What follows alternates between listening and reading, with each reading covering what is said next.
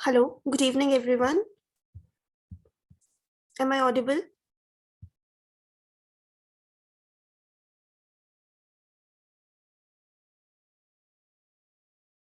Yes, ma'am.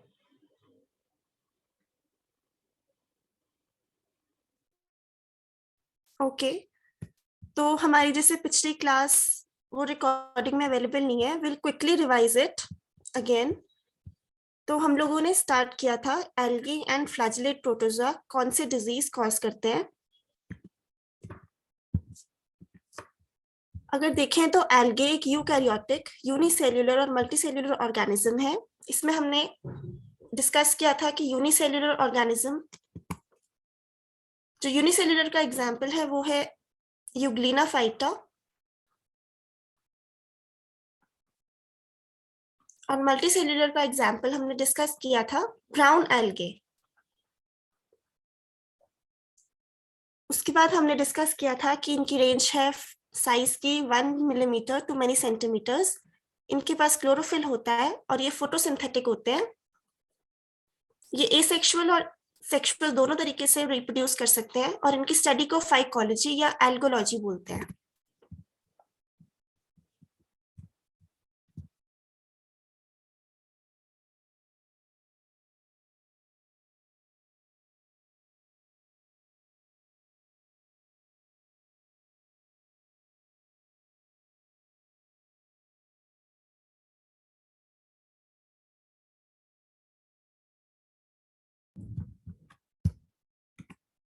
Next, जो parasitic algae है वो ग्रीन इन कलर होता है.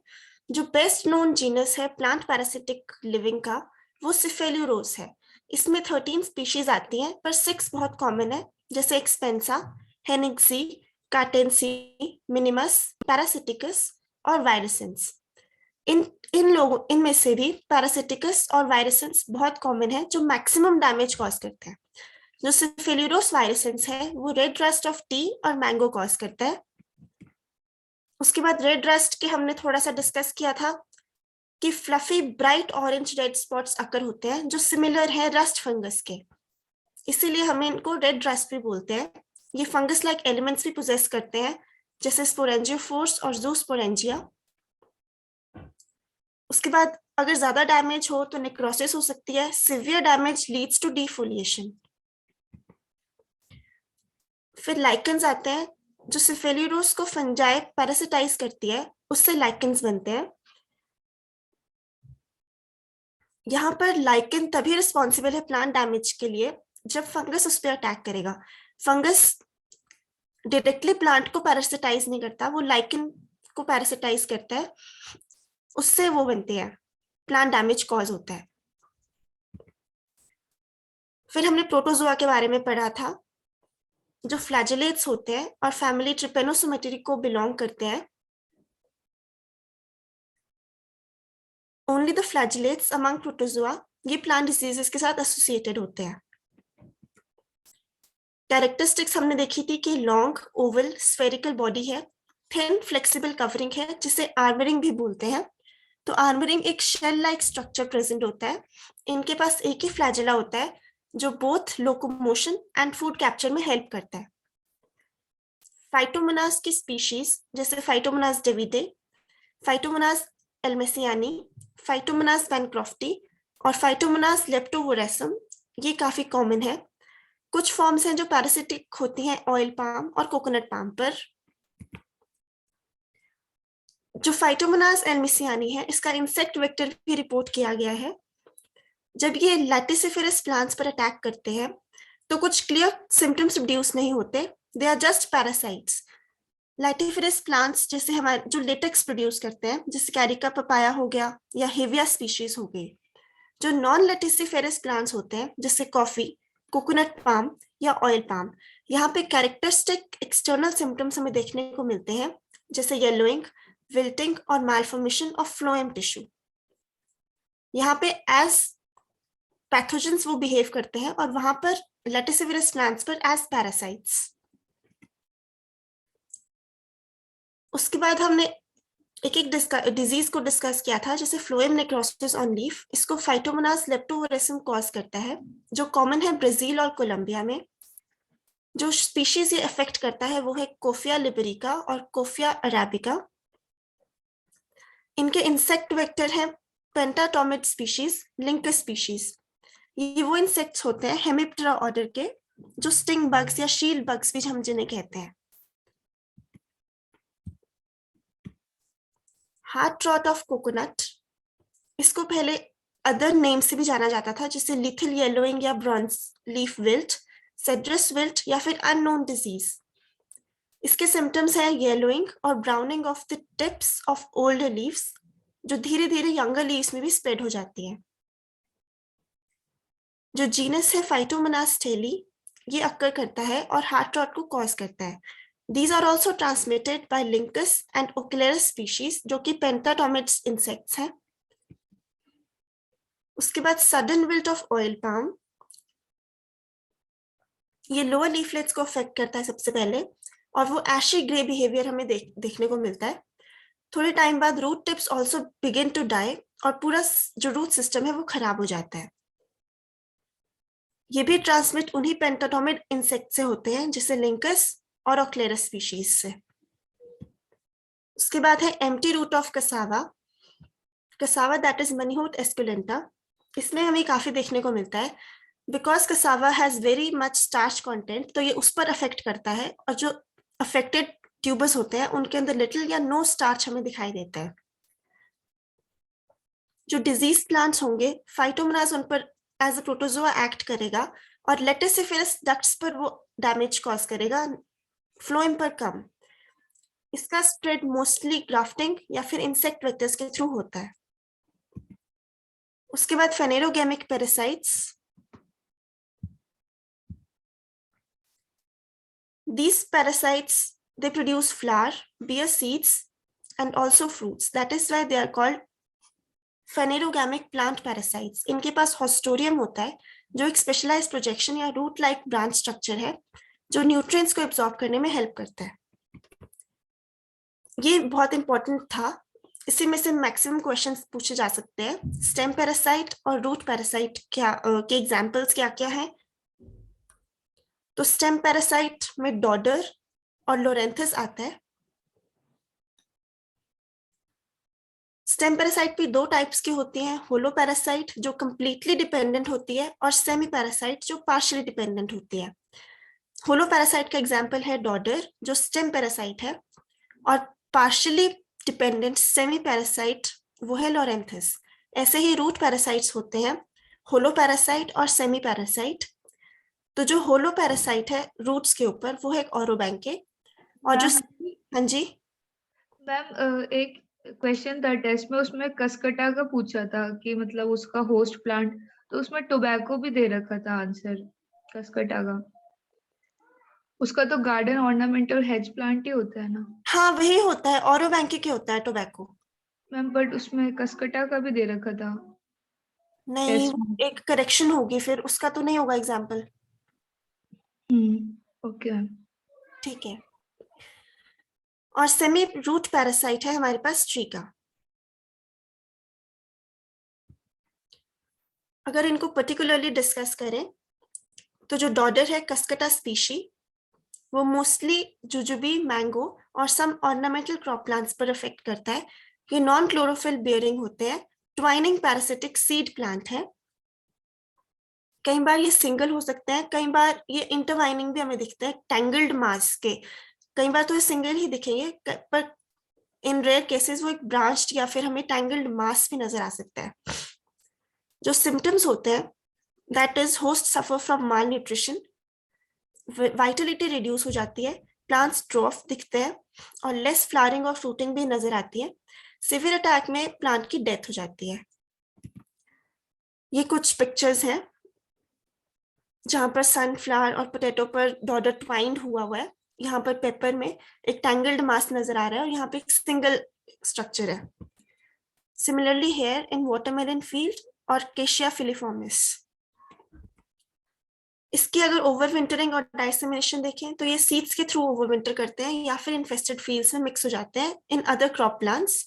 डाइसेमिनेशन होती है इनकी as impurity as seeds in manure in farm implements और बाय स्ट्रॉन्ग विंड्स या फिर बर्ड्स। नेक्स्ट है लोरेंथस स्पीशीज, जिसे मिसलटोज या बेंडा भी बोलते हैं। ये एंजियोस्पर्मिक सेमी पैरासिटिक प्लांट है। इसका डेंस क्लस्टर ट्विग्स पर बेयर करता है, जो कि ग्रीन लीव्स और ट्यूबुलर फ्लावर्स होते हैं।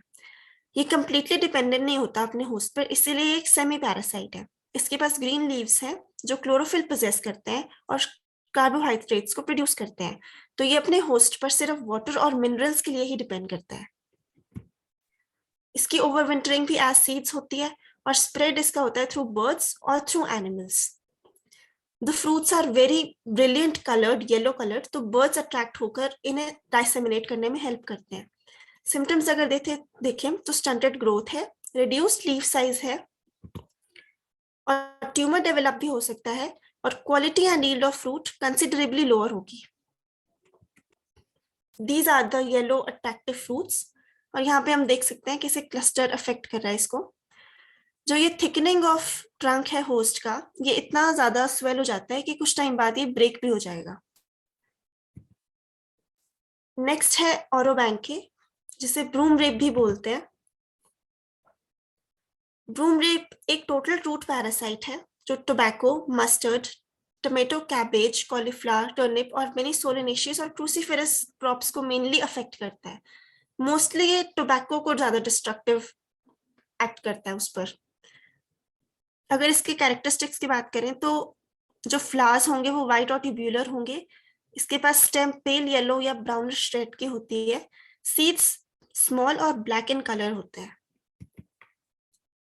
ओवरविंटर्स इन द सॉइल और डाइसेमिनेशन इसकी होती है बाय रेन वाटर, बर्ड्स और इवन एनिमल्स। अगर इसके रिलेशनशिप की बात करें तो ये ओवरविंटर करता है सॉइल में। तो जैसे ही होस्ट ग्रो करेगा वैसे ही इसके साथ साथ पैरासिटिक रूट्स भी ग्रो कर देते हैं और होस्ट प्लांट्स के साथ अटैच हो जाते हैं। थोड़े कुछ टाइम में अगर हम प्लांट को अप्रूट करें तो हमें नजर आएंगे कि पैरासिटिक रूट्स और होस्ट रूट्स इंटरवाइंड है आपस में।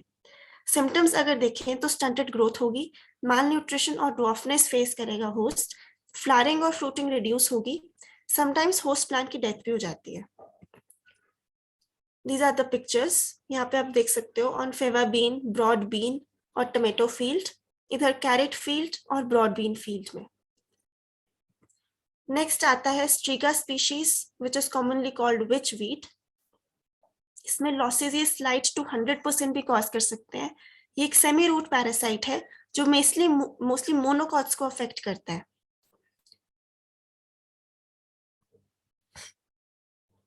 ये पैरासाइट स्मॉल प्लांट है जिसके पास ब्राइट ग्रीन हेरी स्टेम और लीव्स हैं। इसके फ्लावर्स ब्रिक रेड कलर या स्कारलेट के हो सकते हैं, कई बार येलोइश रेड फ्लावर्स भी हमें देखने को मिलते हैं। जो सीड्स होती हैं वो पॉड्स और कैप्सूल्स में होती हैं। ओवरविंटरिंग हम देखें इसकी तो ये सर्वाइव कर सकते हैं for 15 to 18 months in minimum dormancy. जो शॉर्ट डिस्टेंस डाइसेमिनेशन है वो थ्रू रेन और इरिगेशन वाटर होती है और फ्लड्स और स्ट्रॉन्ग विंड्स के थ्रू लॉन्ग डिस्टेंस डिस्पर्सल होता है।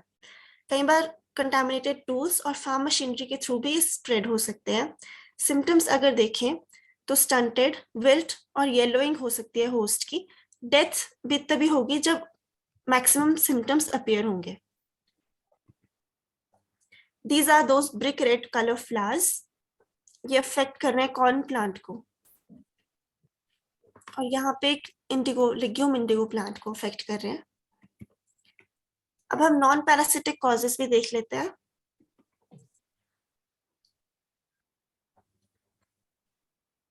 जो डिजीजेस नॉन पैरासिटिक या एबायोटिक एजेंट्स के थ्रू होते हैं वो एक दूसरे से केवल ट्रांसमिट नहीं कर पाते, उनको नॉन इन्फेक्शियस या फिर नॉन कंटेजियस भी बोल सकते हैं और इन्हें सिंपली डिसऑर्डर्स भी बोलते हैं। इन डिजीजेस को हम डिसऑर्डर्स बोलते हैं जो कि एबायोटिक कंडीशंस के थ्रू होते हैं, जैसे extremes of temperature, may be the temperature is very low और वेरी हाई, वाटर या तो एक्सेस में है या ड्रॉट है।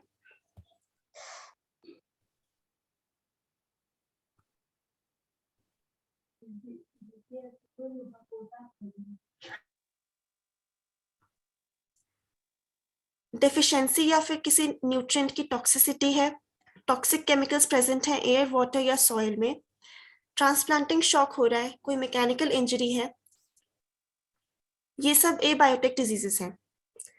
M I audible? Yes, ma'am. Yes, ma'am. Okay. अगर हम टेम्परेचर एक्सट्रीम्स को देखें तो चिलिंग इंजरी, फ्रीजिंग या फ्रॉस्ट इंजरी और हाई टेम्परेचर या ड्राई विंड्स भी हो सकते हैं। 3 टाइप्स हैं ये। चिलिंग इंजरी तब होती है जब temperature close to 0 degree Celsius है। हमने इसमें 2 फ्रूट्स को डिस्कस किया था, बनाना और पपाया को। तो बनाना को हमने बोला था कि वो 12 डिग्री तक मैक्स हम उसको स्टोर कर सकते हैं। अगर उसको हम और नीचे लेके जाएंगे तो उसको चिलिंग इंजरी हो सकती है, या फिर उस टेम्परेचर पे ग्रो करेंगे जो उसको सूटेबल नहीं है, उसको कम कम है उसकी रेंज, तो वो खराब हो सकता है या डैमेज हो सकता है, उसको चिलिंग इंजरी हो सकती है। जो ट्रॉपिकल प्लांट्स है उन्हें 5 to 10 डिग्री के आसपास कोल्ड डैमेज हो सकता है। जो सिम्टम्स इंक्लूड होते हैं वो है wilting of upper portion of leaves and stems, blackening होगी, सरफेस स्पिटिंग हो सकती है, नेक्रोसिस और फेलियर हो सकता है राइपनिंग ऑफ फ्रूट्स में। मोस्टली ये हमें ट्रॉपिकल फ्रूट्स में ही नजर आती है चिलिंग इंजरी। अगर फ्रीजिंग और फ्रॉस्ट इंजरी की बात करें तो अगर हम किसी प्लांट को बिलो 0 डिग्री सेल्सियस ग्रो कर रहे हैं या फिर स्टोर कर रहे हैं जो कि उसके लिए हार्मफुल है, तब उसे फ्रीजिंग या फ्रॉस्ट इंजरी हो सकती है। क्योंकि मॉइस्चर प्रेजेंट है तो उसमें क्रिस्टलाइजेशन हो सकती है, आइस क्रिस्टल्स फॉर्म हो सकते हैं, इसलिए चिलिंग इंजरी फ्रॉस्ट इंजरी हो सकती है। जो क्रिस्टल्स फॉर्म होंगे वो सेल ऑर्गेनेलीज को डैमेज कर देंगे। हाई टेम्परेचर की बात करें, एक्सट्रीम हाई टेम्परेचर है तो रैपिड लॉस ऑफ वाटर होगा। जो लीफ मार्जिन्स होंगी वो येलो और ब्राउन हो सकती हैं, लीव्स प्रीमेच्योरली गिर सकते हैं, सनस्कैल्ड इंजरी हो सकती है, या फिर सनकन brown areas for example on apples हो सकते हैं, वाटर सोक्ड एरियाज हो सकते हैं टमेटोज पर, और high temperature also causes water core symptoms इन एप्पल। मैम हाँ जी। मैम एक फैस्किएशन और फैसिनेशन और इडियोलेशन में डिफरेंस एक बार आप बता दीजिए। ठीक है, बाद में बताऊंगी ना मैं after the class. Okay. Yes ma'am.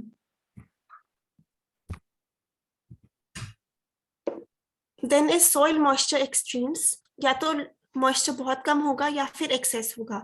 अगर मॉइस्चर बहुत कम होगा तो ड्रॉट कॉज हो सकता है, जिससे मैंगनीज और बोरॉन की टॉक्सिसिटी बढ़ सकती है, जो अल्टीमेटली स्टोमेटल क्लोजर और टिश्यूज को डैमेज करेंगे। विल्टिंग हो सकती है which leads to foliage and twig dieback. अगर एक्सेस मॉइस्चर है तो फ्लडिंग होगी और ऑक्सीजन सप्लाई को डिमिनिश कर देगी, जिससे रूट्स जो है वो किल हो जाएंगे। अगर ऑक्सीजन डिफिशियंसी होती रहेगी तो स्मॉल लीव्स और थिन क्राउन्स देखने को मिलेंगे और डाइबैक भी हमें देखने को मिलेगा। अगर अनफेवरेबल लाइट है, insufficient light causes etiolation. It causes stunted growth or reduction in flowering. Next होता है अगर हाई लाइट इंटेंसिटी है तो स्क्रॉचिंग और रोलिंग ऑफ लीव्स हो सकती है। एनहांस्ड फोटो पीरियड ये रिजल्ट्स करता है नॉर्मल शेप और इरेटिक फ्लावरिंग में। अगर लैक ऑफ ऑक्सीजन की बात करें तो फिर एसफिक्सिएशन हो सकती है, जिससे सफोकेशन या फिर दम घुटना भी कहते हैं, जो प्लांट रूट्स को फेस करना पड़ता है।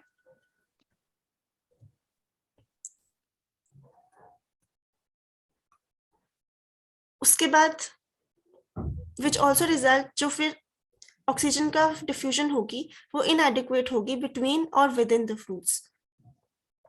इन सच स्ट्रेस कंडीशंस सेल्स जो हैं वो उनकी डेथ हो जाती है।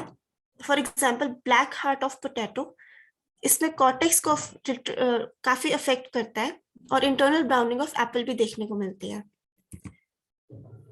उसके बाद है मिनरल न्यूट्रिएंट इम्बैलेंसेस। यहाँ पे हाईली मोबाइल एलिमेंट्स होते हैं और पुअरली मोबाइल, जिसे इमोबाइल भी बोलते हैं, और मॉडरेटली मोबाइल। इसके एग्जांपल्स हैं नाइट्रोजन और पोटेशियम, जिसके सिम्टम्स हमें प्रिडोमिनेंटली ओल्डर लीव्स में नजर आते हैं। इमोबाइल जैसे कैल्शियम, बोरॉन और आयन, इनके सिम्टम्स हमें यंगर लीव्स में मिलते हैं। और जो मॉडरेटली मोबाइल एलिमेंट्स हैं जैसे मैग्नीशियम और सल्फर, ये यूनिफॉर्मली स्प्रेड हो जाते हैं प्लांट में। अगर हम देखें एलिमेंट्स और उनके सिम्टम्स को तो नाइट्रोजन पुअर ग्रोथ, क्लोरोसिस और डिलेड फ्लावरिंग। फास्फोरस में ब्लू ग्रीन बहुत कॉमन है, येलोइंग इसमें नहीं होती है। ओल्डेस्ट लीव्स पहले अफेक्ट होते हैं। पोटेशियम में स्क्रॉचिंग और कर्लिंग होती है। कैल्शियम में इसका मेन एग्जांपल है bitter pit in apple. Stunted growth दिखती है। Death of buds and root tips भी हो सकती है। मैग्नीशियम अगर देखें तो इंटरवीनल क्लोरोसिस होगी। मॉटल्ड अपीयरेंस होगा लीव्स में। सल्फर में क्लोरोटिक लीव्स होंगी। पिटियोल्स और वेन्स रेड हो जाते हैं। आयरन में अगर देखें तो क्लोरोसिस है। यंग लीव्स ब्लीच्ड नजर आते हैं। सिम्टम्स सिमिलर होते हैं मैंगनीज डेफिशिएंसी से। मैंगनीज में अगर हम देखें तो क्लोरोटिक लीव्स हैं विद ग्रेन वीन्स। जिंक अगर हम देखें तो यहाँ पे यंग लीव्स येलो हो जाते हैं। Pitting on lower leaf surface हमें देखने को मिलता है। गट्टेशन इंक्रीज हो जाती है और रोजेट लाइक अपीयरेंस भी होता है। कॉपर में लीव्स पेल और कर्ल हो जाएंगी। पिटियोल्स ड्रूप हो जाएंगे। बोरॉन में ड्राइंग होगी ट्रिप की। बुशी स्टंटेड ग्रोथ हमें देखने को मिलेगा और इंटरनल टिश्यू भी ब्रेक डाउन होता है। मॉलिब्डेनम का फेमस एग्जांपल विपटेल इन कॉलीफ्लावर है। यहाँ पे क्लोरोसिस ऑफ लीव्स देखने को मिलता है। सिम्टम्स इसके नाइट्रोजन डिफिशियंसी के सिमिलर भी होते हैं। और क्लोरीन अगर हम देखें तो लीव्स एबनॉर्मल शेप्स की होंगी और इंटरविनल क्लोरोसिस देखने को मिलती है। उसके बाद कुछ एलिमेंट्स की टॉक्सिसिटी भी हो जाती है, जैसे कि एल्यूमिनियम। एल्यूमिनियम बहुत ज्यादा अबंडेंट एलिमेंट है, तो इसकी टॉक्सिसिटी 2 to 3 ppm कॉन्सेंट्रेशन पे हो सकती है। और अगर सॉइल का पीएच 5.5 से ज्यादा है तो भी एल्यूमिनियम टॉक्सिसिटी हो सकती है। सिम्टम्स इसके फोलियो सिम्टम्स मेजरली होते हैं। स्टंटिंग हो सकती है और blue green colour of leaves होगा। समटाइम्स एल्यूमिनियम टॉक्सिसिटी हो जाती है तो कैल्शियम डिफिशियंसी हो जाती है। अगर एल्यूमिनियम टॉक्सिक है तो साथ साथ कैल्शियम डिफिशियंसी भी देखने को मिलेगी, जिसमें कर्लिंग, रोलिंग और tip burn of young leaves देखने को मिलता है। ये कुछ एयर पॉल्यूटेंट्स हैं, जैसे सल्फर डाइऑक्साइड। इसमें मार्जिनल और इंटरविनल क्लोरोसिस होती है। डिफोलिएशन होती है। ये मेजरली ब्लैक टिप या tip necrosis of mango cause करता है। जो near brick Keynes sulphur dioxide की टॉक्सिसिटी बढ़ जाती है तो उससे ब्लैक टिप या tip necrosis of mango cause होता है। फ्लोराइड अगर हम देखें तो येलो मॉटल स्क्रॉचिंग हो सकती है मार्जिन के थ्रू, और टिप बर्न्स भी होते हैं इन ग्रासेस और कॉनिफर्स में। क्लोराइड अगर हम देखें तो मार्जिनल और इंटरवीनल क्लोरोसिस होगी। सल्फर डाइऑक्साइड और क्लोराइड के सिमिलर सिम्टम्स हैं। ओजोन में अगर देखें तो क्लोरोसिस और नेक्रोसिस होगी। ब्रॉन्जिंग हो सकती है। रेडनिंग ऑफ लीव्स होगा। स्टंटेड ग्रोथ होगी। इसके सिम्टम्स मेजरली डाइकॉट्स में देखने को मिलते हैं रादर देन मोनोकॉट्स। अगर ऑर्गेनिक में हम देखें तो pan which is परऑक्सी acetyl nitrate, इसके सिम्टम्स होते हैं कोलैप्स और death of leaf tissues, leaf glazing, browning और सिल्वरिंग, स्टंटेड ग्रोथ और सेनेसेंस और डिफोलिएशन। इथाइलिन अगर हम देखें तो ये अदर हार्मोन्स को मॉडिफाई करता है। नॉर्मल ग्रोथ ऑर्गन को अफेक्ट करता है। शूट एंड लीफ एपिनेस्टी देखने को मिलती है विच इज कॉल्ड कर्लिंग, और स्टंटेड ग्रोथ अकम्पनीड होती है। ठीक है, ये लास्ट वाला था। आज हम देखेंगे role of growth regulators in plant pathogenesis. Enzymes और टॉक्सिन्स आपका कवर हो गया है। तो प्लांट ग्रोथ के 3 फैक्टर्स होते हैं: सेल डिविजन, सेल इलोंगेशन और सेल डिफरेंशिएशन। सेल डिविजन, इन तीनों को आप डिफाइन कर सकते हो, एनीवन?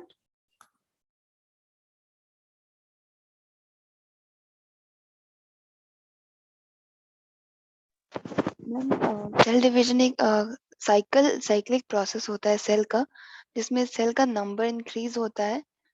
और ये 2 टाइप से होता है, माइटोटिक एंड मियोटिक। इस तरह से सेल डिवीजन होता है। और सेल एलोंगेशन होता है सेल का साइज बढ़ना। एंड डिफरेंशिएशन ये ऑर्गन के बेसिस पे होता है। टिश्यू का जो ऑर्गेनाइजेशन होता है डिफरेंट डिफरेंट टिश्यूज का on the basis of their function, तो ये डिफरेंशिएशन हो गया।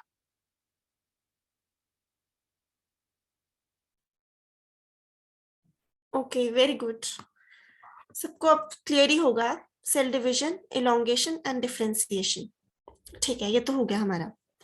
उसके बाद प्लांट ग्रोथ, ये नेचुरली अकरिंग हार्मोन्स या कंपाउंड्स को अफेक्ट करती है, जिसे मेजरली प्लांट ग्रोथ रेगुलेटर्स या हार्मोन्स भी बोलते हैं।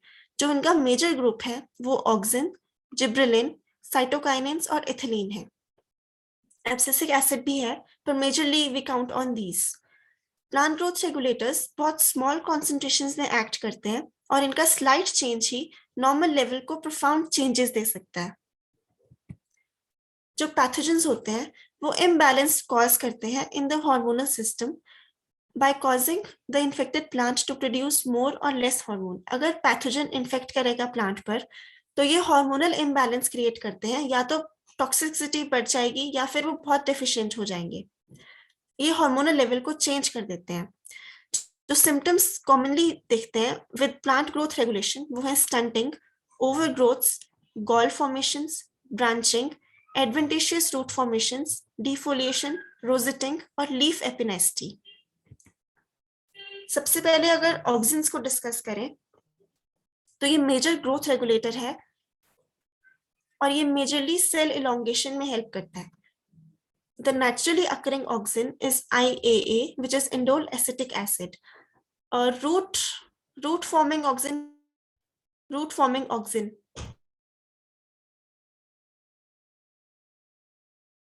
IBA, Full form? Indole butyric acid. ठीक है, तो जब ऑक्सिन के लेवल्स इंक्रीज हो जाएंगे, जब प्लांट्स फंगस, बैक्टीरिया, वायरसेस या मॉलिक्यूल्स और निमेटोड्स अटैक करते हैं प्लांट्स पर, तो वो क्या करते हैं, ऑक्सिन लेवल को इंक्रीज कर देते हैं। कुछ इंपॉर्टेंट डिजीजेस जो डायरेक्टली रिलेटेड हैं वो है corn smut caused by Ustilagomatis, club root of crucifers, Plasmodiophora brassicae, southern bacterial blight that is Ralstonia solanacearum, crown gall, Agrobacterium tumefaciens। ये बहुत कॉमन एग्जांपल्स हैं जहां पर इंक्रीज्ड ऑक्सिन की वजह से जो डिजीज है वो एनहांस या फिर मोर सिम्टोमेटिक हो जाता है। उसके बाद है जिब्रेलिन्स। जिब्रेलिन्स की थोड़ी सी हिस्ट्री है कि एक राइस फार्मर ग्रो कर रहा था पैडी फील्ड, वहां पर वो बहुत ज्यादा टॉल और स्पिंडल टॉपल बिहेवियर शो कर रहे थे। फिर जापान में दिस एब्रेशन को हमने बेकेने डिजीज बोला था या फिर फुलिश सीडलिंग डिजीज बोला था। 1926 में Kurosawa, who was a Japanese scientist, उन्होंने डिस्कवर किया कि ये डिजीज फंगस से हो रहा है जिसे जिब्रेला फ्यूजिकुराई बोलते हैं। उसके बाद 1930s में जो जापानीज साइंटिस्ट थे उन्होंने इस फंगस को हाइपर इलोंगेशन ऑफ राइस में देखा कि ये केमिकल सिक्रीट कर रहे हैं और उसे जिब्रेलिन नेम दे दिया। तो जिब्रेलिन्स ग्रीन प्लांट्स में कॉमनली होते हैं और जो बेस्ट नोन है वो है gibberellic acid. More than 80 different types of gibberellins होते हैं जो मोस्टली नेचुरली अकरिंग प्लांट्स में होते हैं। अगर हम इसमें देखें तो जब हम डिजीज प्लांट को स्प्रे करते हैं जिब्रेलिन से तो स्टंटिंग बिहेवियर वो कम हो जाता है, जो कि वायरस और मॉलिक्यूल्स पैथोजन से होता है। अगर कोई प्लांट है जिसको वायरस या मॉलिक्यूल्स ने अफेक्ट किया है तो अगर उस पर जिब्रेलिन की स्प्रे हो तो सिम्टम्स कम हो जाते हैं, which indicates कि जिब्रेलिन डिजीज डेवलपमेंट को ऑल्टर कर रहा है, उसको कम कर रहा है।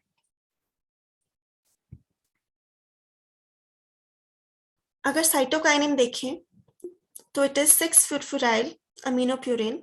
ये सेल डिविजन में काफी हेल्प करता है। अगर प्लांट पैथोजेंस इसके साथ इंटरफेयर करते हैं तो कुछ डिजीजेस कॉज हो सकते हैं या फिर सिम्टम्स हमें देखने को मिल सकते हैं, जिन्हें gall formation, senescence, yellowing of leaves या फिर ग्रीन आइलैंड फॉर्मेशन हो सकता है। जब साइटोकाइनिन एक्टिविटी इंक्रीज होती है तो क्लब रूट गॉल्स, स्मट और रस्ट में इन्फेक्टेड बीन्स लीव्स में भी हमें देखने को मिलते हैं। अगर बैक्टीरियल डिजीज जो है स्वीट पी के अंदर जो रोडोकोकस फेसियंस कॉज करता है उसमें भी साइटोकाइनिन का एक इम्पॉर्टेंट रोल है।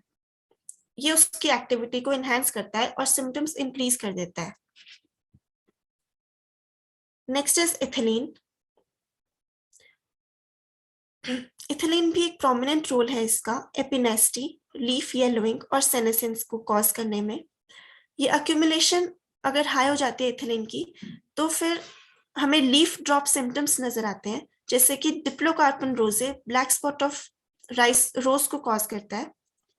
यहाँ पे जब ये पैथोजन इन्फेक्ट करता है तो ये उसके साइन या सिम्टम्स को, उसके इफेक्ट को इंक्रीज करता है और लीफ ड्रॉप सिम्टम्स हमें देखने को मिलते हैं।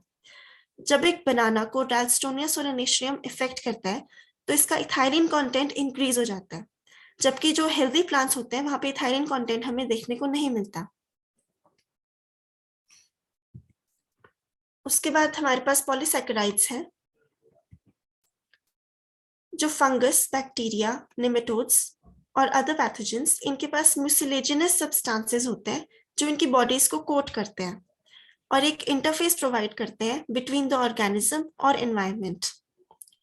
इसे हम बायोफिल्म भी बोल सकते हैं या फिर एक स्पेशल कोटिंग होती है इन पर जो इनको हेल्प करते हैं माइक्रो ऑर्गेनिज्म को और एनवायरनमेंट को अलग इंटरफेस मेंटेन करने के लिए। एक्सोपॉलीसैकेराइड्स या ईपीएस ये बहुत ज्यादा नेसेसरी होते हैं कुछ पैथोजेंस पर, जो इनको हेल्प करते हैं डिजीज सिम्टम्स को कैरी करने में। या तो वो पॉलीसैकेराइड्स इनको डायरेक्टली रिस्पॉन्सिबल है सिम्टम्स को इंड्यूस करने में, या फिर वो हेल्प करते हैं सर्वाइवल या फिर कॉलोनाइजेशन में। तो जो पॉलीसैकेराइड कवरिंग है या म्यूसिलेजिनस सब्सटेंसेस कोटिंग है, ये पैथोजेंस को हेल्प करते हैं डायरेक्टली सिम्टम्स कॉज करने में, डायरेक्टली इंड्यूस होने में, डिजीज कॉज करने में, या फिर इनडायरेक्टली पैथोजेनेसिस को फेवर करने में, कॉलोनाइजेशन को मेंटेन करने में, या फिर सर्वाइवल करने में, जो कि अनफेवरेबल कंडीशंस में हेल्प करता है। जो स्लाइमी पॉलीसैकेराइड्स होते हैं वो क्लॉग करते हैं और विल्ट डिजीजेस कॉज करते हैं। जो वैस्कुलर सिस्टम है उसमें ये क्लॉगिंग शो करते हैं जिससे विल्ट डिजीजेस हमें नजर आते हैं। जो वैस्कुलर वेल्स है वहां पे लार्ज पॉलीसैकेराइड मॉलिक्यूल्स रिलीज होते हैं पैथोजेंस के थ्रू, और जो जाइलम है वहां पे मैकेनिकल ब्लॉकेज शो करते हैं जिसकी वजह से वाटर या मिनरल्स ट्रांसपोर्ट नहीं कर पाते हैं और फिर विल्टिंग शो करते हैं।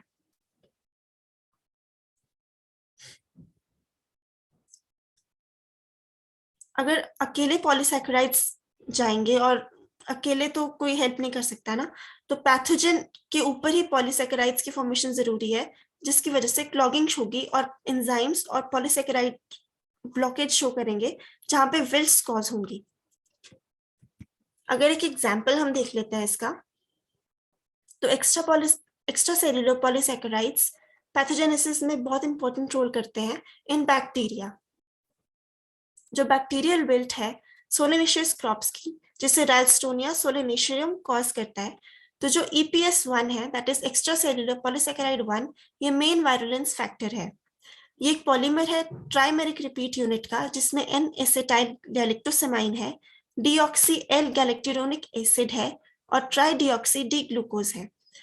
ये क्या करता है, ये पैथोजन जो बैक्टीरिया के ऊपर फॉर्म होगा और उनके जाइलम या फिर इन वेस्कुलर सिस्टम में ब्लॉकेज कॉज कर देता है जिसकी वजह से क्लॉगिंग हो जाती है। हाई ऑस्मोटिक प्रेशर की वजह से क्लॉगिंग हो गई तो विल्टिंग भी होगी, और फिर रप्चर करने के बाद वो एक्सट्रीम सिम्टम्स हमें नजर आते हैं। मतलब ये उस राइलस्टोनिया सोलेनेशियम को हेल्प कर रहा है डिजीज को और ज्यादा वायरुलेंट और स्ट्रेस कंडीशंस मेंटेन करने के लिए। ठीक है,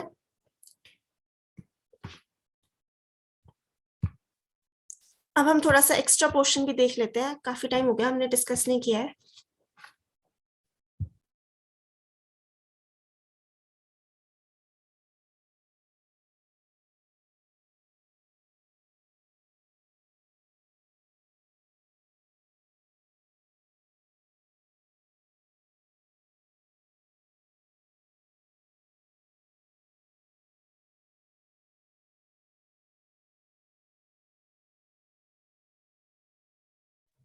विजिबल है सबको screen? Yes ma'am.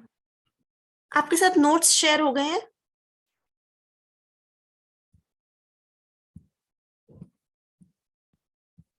No ma'am. अच्छा, नहीं हुए अभी? प्रेजेंटेशन आपके साथ शेयर नहीं हुई है अभी? No ma'am. ओके, हमने शेयर कर दिया है तो वो एक सॉफ्टवेयर पे आई थिंक अपलोड हो रही है, तो आपको जल्दी ही नोट्स मिल जाएंगे। Okay thank you ma'am. Okay okay. ये एक बुक है प्लांट पैथोलॉजी और कॉम्परेटिव विजन, तो उसके भी हमने कुछ एनेक्चर्स और टेबल्स कंबाइन किए हैं ताकि आपको रिवीजन में हेल्प हो सके और इमिडिएटली आपकी आंखों के सामने से जो वन लाइनर्स हैं वो अच्छे से हो जाए, ठीक है। तो सबसे पहले ऑटोशियस रस्ट पैथोजन कौन से होते हैं? ऑटोशियस क्या होता है? Autoecious rust, ma'am single host में ही अपनी लाइफ साइकिल कंप्लीट करते हैं, ठीक है। और इसका ऑपोजिट क्या होगा? वो ऑल्टरनेट। हाँ, ऑटोशियस ऑपोजिट। हेट्रोशियस, हेट्रोशियस मैम, हाँ, हेट्रोशियस। हेट्रोशियस, ओके ओके, ठीक। तो ऑटोशियस रस्ट पैथोजेंस के एग्जांपल्स हैं मेलमस्पोरा लिनी, यूरोमाइसिस फेबी और हिमेलिया वेस्टैट्रिक्स। मेलमस्पोरा लिनी वैसे भी बहुत इंपॉर्टेंट है by floor for gene hypothesis, है ना। उसके बाद जो बैक्टीरिया कैंकर को कॉज करते हैं वो है ज़ैंथोमोनास और क्लेविबैक्टर। जो जीनस क्लेमाइडोस्पोर्स प्रोड्यूस करता है वो है फ्यूजेरियम। डार्क कलर्ड कोनिडिया जो जेनेरा प्रोड्यूस करते हैं वो है ड्रिशला, ऑल्टरनेरिया और सर्कोस्पोरा। फर्स्ट क्वारंटाइन एक्ट की एनफोर्समेंट कब हुई थी? तो it was in 1660 in France. Entomogenous fungus वो है एंटोमोप्थेरा। उसके बाद जो एंजाइम है जो टॉक्सिन एज एन एक्ट करता है वो है लिसिथिनेज, प्रोड्यूस्ड बाय क्लोस्ट्रीडियम वेल्ची। ये लिसिथिनेज लेसिथिन के ऊपर एक्ट करता है जो एक फैटी सब्सटेंस है और toxin as a toxin produce होता है। उसके बाद इरेडिकेंट फंजिसाइड होती है, वो है लाइम सल्फर और ऑर्गेनोमर्क्यूलर्स। इरेडिकेंट फंजिसाइड क्या होता है?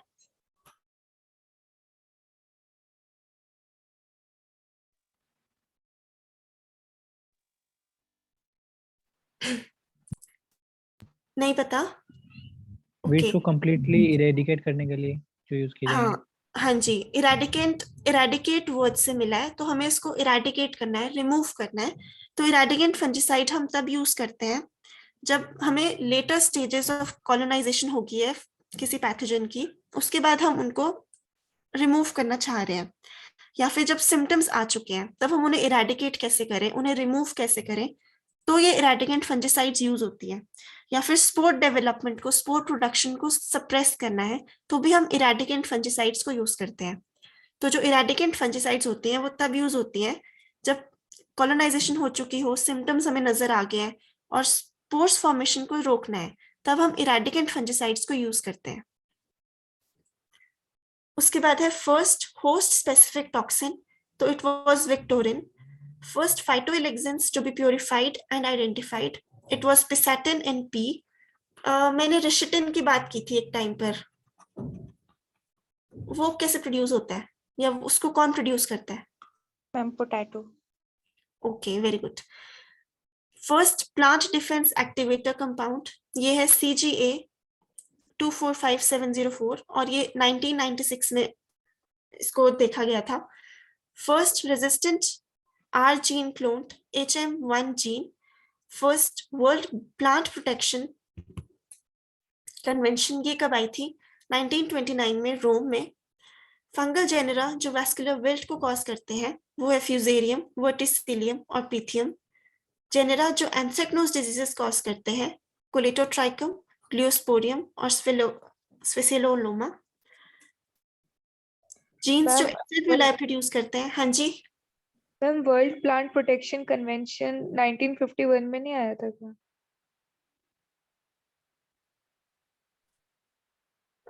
इसमें तो 1929 दिया है, विल क्रॉस चेक।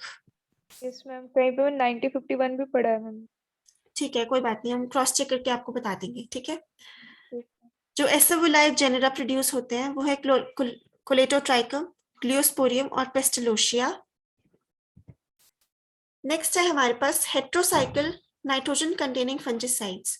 जो हेट्रोसाइक्लिक होती है ये एक साइक्लिक स्ट्रक्चर है जिनमें डिफरेंट एलिमेंट्स प्रेजेंट होंगे, इसीलिए हेट्रोसाइक्लिक है। तो उसके एग्जांपल है कैप्टान, कैप्टिफुल और फॉलपिट।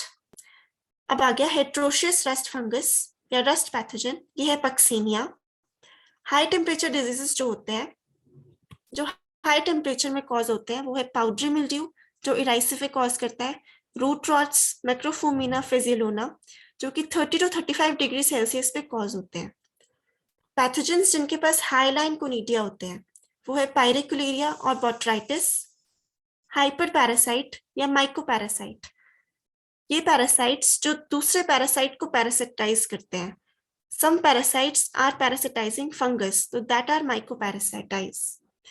इसके एग्जाम्पल्स हैं डार्क ग्लूका, ट्यूबरकुलेरिया, वर्टिसिलियम, ट्राइकोडर्मा और एम्पेलोमाइसिस। उसके बाद international seed health testing laboratory, ये है नीदरलैंड्स में और ये 1918 में स्टैब्लिश हुई थी। मैम ये हाइपर पैरासाइट क्या होते हैं, एक बार और बता दीजिए। हाइपर पैरासाइट इसलिए कि एक पैरासाइट है उसको कुछ और पैरासिटाइज कर रहा है, इसीलिए हाइपर पैरासाइट। क्योंकि फंगस तो एक पहले से पैरासिटिक ऑर्गेनिज्म है, इसको जो चीजें पैरासिटाइज कर रही हैं वो है mycoparasites. Okay, Trichoderma ma'am, Trichoderma ये क्या है? ट्राइकोडर्मा ये जीनस है जो कुछ फंगल जीनस को पैरासिटाइज करता है। हम इसको एज अ बायोकंट्रोल एजेंट भी तो यूज करते हैं ट्राइकोडर्मा को।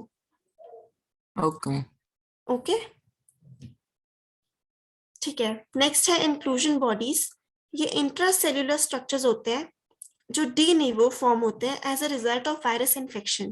डी निवो मतलब वो पैथोजन वो होस्ट के अंदर फॉर्म होते हैं, intracellular structures against the virus infection, उनको हम इंक्लूजन बॉडीज बोलते हैं। फिर jokers in the microbiological pack, उसे हम माइकोप्लाज्मा लाइक ऑर्गेनिजम्स को बोलते हैं। जोकर्स इनको क्यों बोलते होंगे, एनी आइडिया? मैम इनके कोई डिफाइंड शेप नहीं होता इसलिए। ठीक है, ये प्लियोमॉर्फिक है, इनको कोई शेप नहीं है, कैसे भी स्ट्रेच हो जाते हैं। म्यूरिन में प्रेजेंट नहीं होता सेल वॉल में, that's why these are the jokers in the microbiological pack. उसके बाद लो टेम्परेचर डिजीजेस कौन से होते हैं? राइस ब्लास्ट जो लेस देन 20 डिग्री सेल्सियस में कॉज होगा, वर्टिसिलियम विल्ट जो 29 to 30 डिग्री सेल्सियस पे कॉज होगी। उसके बाद मेच्योर और इन्फेक्शियस पार्टिकल जो वायरस में होता है उसे वायरॉन बोलते हैं। मेलेनाइज्ड एप्रेजोरिया जिनमें मेलानिन प्रेजेंट है, एक सब्सटेंस जो मेलानिन होता है वो प्रेजेंट है, दैट इज कोलेटोट्राइकम और मैग्नापोर्थे। मोनोसाइक्लिक डिजीज जिसे हम सिंपल इंटरेस्ट डिजीजेस भी बोलते हैं, उसके एग्जांपल स्मट्स और बंट्स हैं। नेकेड हाइफे जो जेनेरा प्रोड्यूस करते हैं, उनके एग्जांपल हैं ऑल्टरनेरिया, बाइपोलरिस, क्लैडोस्पोरियम और पेनिसिलियम। नॉन मेलेनाइज्ड एप्रेसोरिया जिनमें मेलानिन प्रेजेंट ही नहीं है, वो है Erysiphe. Non spore forming fungus Rhizoctonia और स्क्लेरोशियम। उसके बाद सल्फर जो कि ओल्डेस्ट फंजिसाइड है फॉर प्लांट डिजीज कंट्रोल, हम सल्फर को as an oldest fungicide use कर रहे हैं। नेक्स्ट हमारे पास आता है pathogens reproducing inside the plants, वो है फ्यूजेरियम और Verticillium. Plant pathologist awarded with Nobel prize doctor Norman E Borlaug in 1970। Polycyclic diseases या फिर कंपाउंड इंटरेस्ट डिजीजेस, ये हैं रस्ट, मिल्ड्यूज और लीफ स्पॉट्स। प्रोटेक्टेंट फंजिसाइड्स, इसके एग्जांपल है मैनकोजेब और ज़ीनेब। प्रोटेक्टेंट फंजिसाइड्स क्या होता है, किसी को पता है? इन्फेक्शन से पहले जो प्रोटेक्शन होता है उसके लिए यूज करने वाला फंगिसाइड, लाइक सीड के लिए भी जो यूज करते हैं ना। Yes yes yes, very right. इनको हम इन्फेक्शन से पहले यूज करते हैं और ये ब्रॉड स्पेक्ट्रम फंजिसाइड्स होती हैं जो कि काफी वाइड रेंज ऑफ फंगस पे होस्ट कर सकती है और उनके अगेंस्ट वर्क कर सकती हैं। सो दे आर एज प्रोटेक्टेंट्स या प्रिवेंटिव फंजिसाइड्स भी हम इनको बोलते हैं, जो इन्फेक्शन से पहले लगाई या अप्लाई करी जाती है।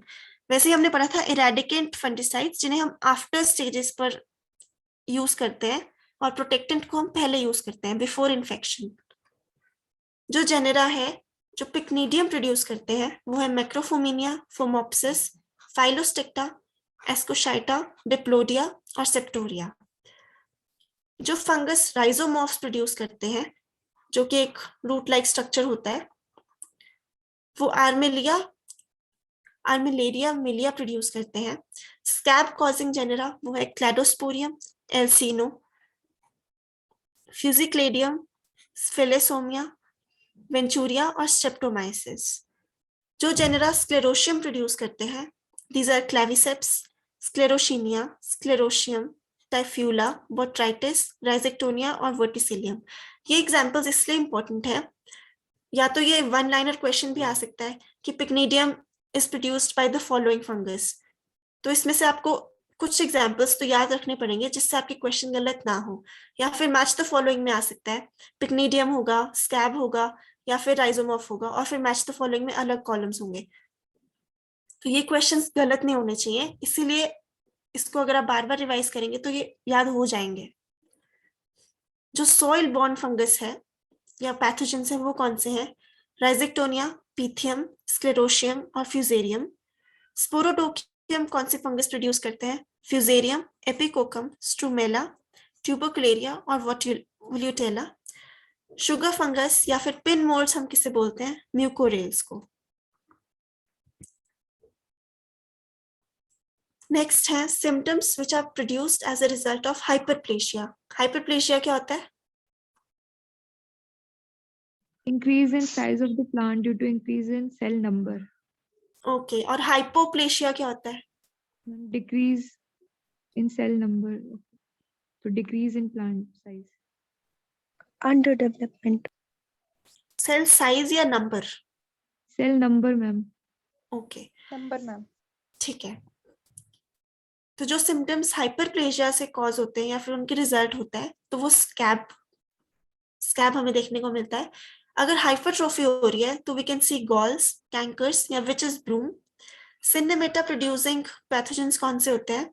सिनेमेटा एक कोनिडिया का ग्रुपिंग स्ट्रक्चर है जो काफी सारे कोनिडियास इकट्ठे फॉर्म हो और एक मास ऑफ कोनिडियास हमें देखने को मिले। तो ये सेरेटोसिस्टिस, आर्थ्रोस्पोरियम और इजरिया हमें देखने को मिलता है। उसमें हार्पेरोग्राफियम और ट्राइक्यूरस में भी synnemata we can see. The fungus having largest host range वो है Sclerotium rolfsii. Disease caused by more than one pathogen, powdery mildew of cucurbits, Erysiphe cichoracearum और Sphaerotheca fuliginea. Waste basket assemblage कौन सी है? Deuteromycotina fungus. Pathogens जो directly और indirectly penetrate कर सकते हैं, फाइटोप्थोरा इन्फेस्टेंस और rust pathogens. First official seed pathologist ये हैं doctor Lucy Doyer. Hello ma'am. हाँ जी मैम ड्यूटेरोमाइकोसिटीज में अभी ऊपर पढ़ा है हमने, वेस्ट बास्केट असेंबली मतलब? वेस्ट बास्केट असेंबली ये इनको ज्यादा इंपॉर्टेंस नहीं दिया गया है क्योंकि इनके एसेक्सुअली रिप्रोड्यूस करते हैं, ये सेक्सुअल स्टेजेस भी नहीं है इनकी, टेलोमॉर्फिक भी नहीं है, तो इसलिए वेस्ट बास्केट असेंबलेज है। मैम जिन फंजाई का डेफिनिट क्लास या फाइलम पता नहीं होता उसको ड्यूटेरोमाइकोटिना में डाल देते हैं। हाँ हाँ यस, इसलिए। Okay okay ma'am, thank you. उसके बाद फर्स्ट सीड टेस्टिंग स्टेशन कहाँ एस्टैब्लिश हुआ था? सक्सोनी यूके में in 1869। First systemic fungicide is carboxin. First identified sex hormone in fungus antheridiol, जिसे एक्लिया में आइडेंटिफाई किया था इन 1939। एक इंपॉर्टेंट है। फर्स्ट सॉइल फ्यूमिगेंट जिसे सॉइल फ्यूमिगेशन कर सकते हैं वो है कार्बन डाइसल्फाइड अगेंस्ट फाइलोक्सेरा, जो कि 1869 में यूज किया गया था। Next, first international conference for bio control of plant pathogens ये यूएसए में हुई थी in 1960। Then first commercial bio control agent जिसे बैक्टीरियल डिजीज के अगेंस्ट यूज किया था K84 developed by PB New and Kerr in 1972। पहला स्केल जिससे प्लांट डिजीज इंटेंसिटी को मेजर कर सकते थे that was Cobb scale.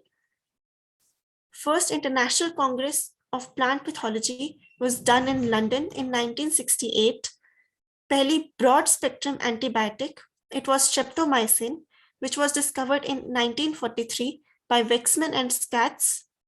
First patenting living organism, जिस organism का पहला patent हुआ था, giant Pseudomonas bacterium, which is superbug by M. Chakrabarty in 1972. First president of Indian Phytopathological Society was J.F. Dastoor. First commercially available biocontrol agent, Piniophora giganteum, against Fomes annonosus in 1963. First director of Imperial Bureau of Mycology, ये थे E.J. Butler 1921 में. First phytopathological periodical या journal, वो था journal of mycology, जो USA से आता था. ओल्डेस्ट सोसाइटी अगर हम देखें प्लांट पैथोलॉजी की, वो थी Netherland society of plant pathology.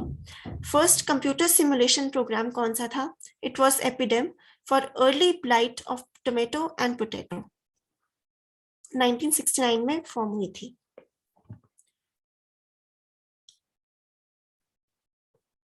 तो that was it for today. और एक क्वेश्चन था इटियोलेशन, फेसिएशन और Fascination. ये आप चैट पर लिख सकते हो. I will tell you.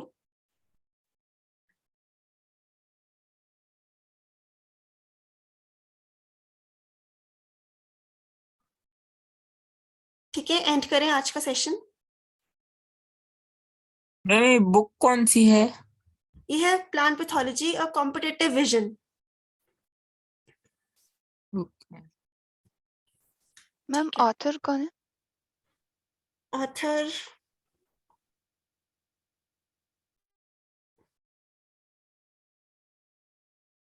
एक second.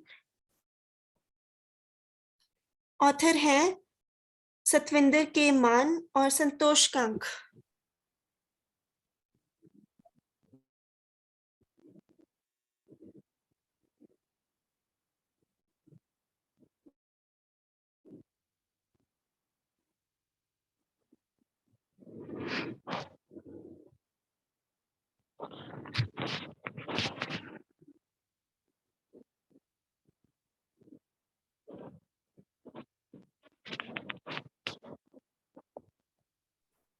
Okay, thank you then.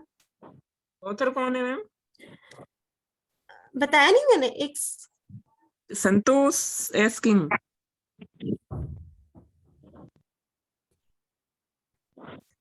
Author है संतोष एस कन और सतविंदर के मान. हम आपको इसके टेबल्स में रिवाइज करा दूंगी. No need to buy. अगर बाय करना है तो कर सकते हैं, वैसे जरूरत नहीं है.